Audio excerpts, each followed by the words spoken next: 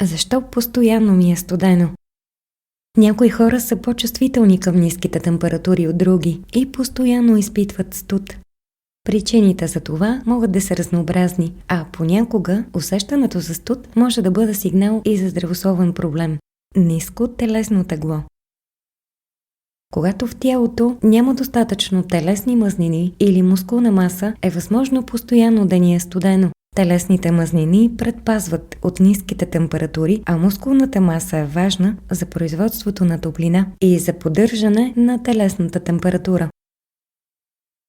Проблеми с кръвообращението.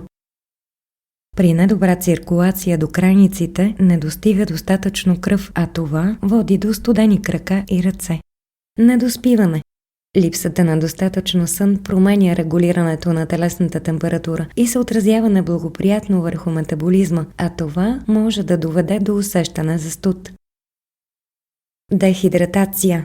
Водата помага за регулиране на телесната температура, затова е важно да пием достатъчно от нея всеки ден.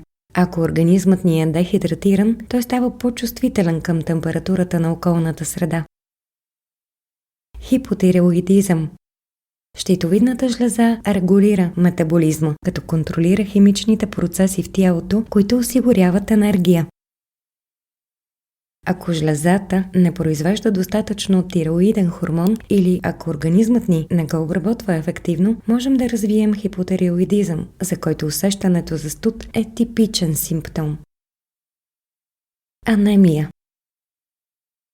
При анемия организмът не може да произвежда достатъчно червени кръвни клетки, които да транспортират кислород в тялото. Когато органите и тъканите не получават необходимото количество кислород, тялото изпитва студ.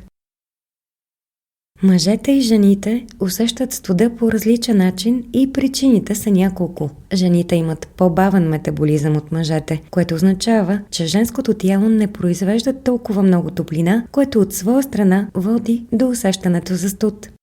Освен това, естрогенът понижава телесната температура и намалява притока на кръв към крайниците.